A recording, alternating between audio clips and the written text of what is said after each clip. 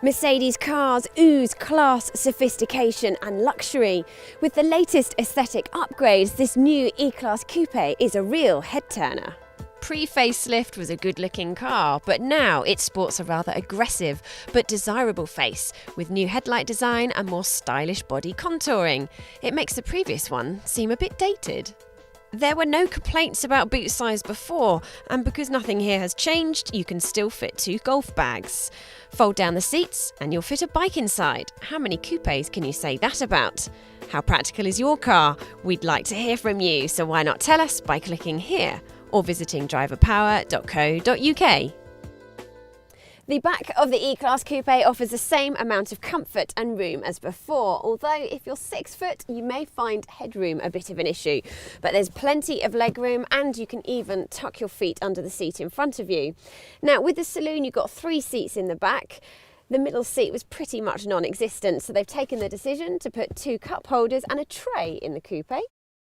When Mercedes enhances its designs with a scalpel, it really gets you thinking. For example, it was never a problem having an automatic gear shifter here, but now it's not here. It looks great and streamlined. It's moved to the side of the steering wheel, as with others in the range, and is a lot neater and easily accessible. That isn't the most impressive thing about this car though. Another woo from Mercedes is this faux leather, which looks and feels real. Then there's the spec. Go for the SE and it has everything you need, including sat-nav, DAB digital radio, Bluetooth, USB interface, automatic headlights and wipers, heated and electronically adjusting seats, plus it is uber comfortable, even being able to adjust the steering wheel electronically as standard.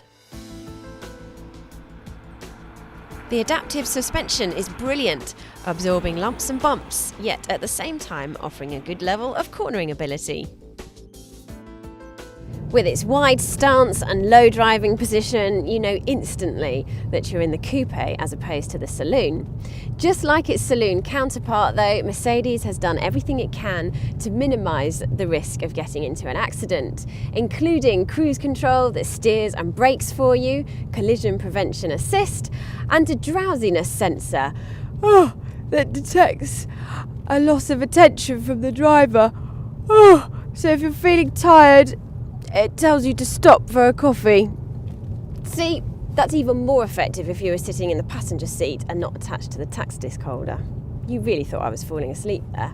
No, really, you did.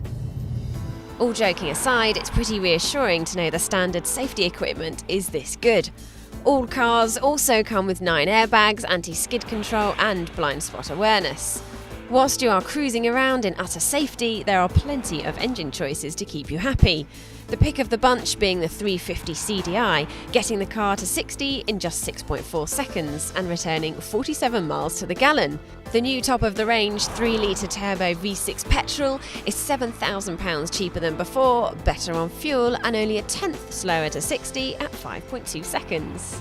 Like with everything though, there are downsides. Although Mercedes has mastered the traction control so it's not too invasive, yet still it's a good cruiser, and the trade-off in handling means it's more comfortable at motorway speeds. It's not as much fun to drive as a BMW 4 Series. And when the gearbox is in paddle shift mode, it's a little bit slow compared with the system on the Audi A5. And although there's a great choice of engines, you do still notice the diesel clatter, and I'd really like to see a monster performance version to sit alongside the smaller C63 AMG.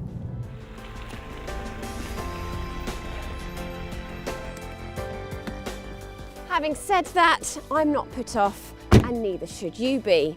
After all, I'm pretty sure the song went something like, "Oh Lord, won't you buy me?" No, it's not badge snobbery. This E-Class coupe looks fantastic, good on fuel, boasts an upmarket image, loaded with equipment, and is really relaxing to drive. If you can afford it, it really does tick a lot of boxes. However, before you make up your final decision, take a look at the Audi A5 video here, the BMW 4 video here, and don't forget to subscribe to our Carbuyer channel by clicking here.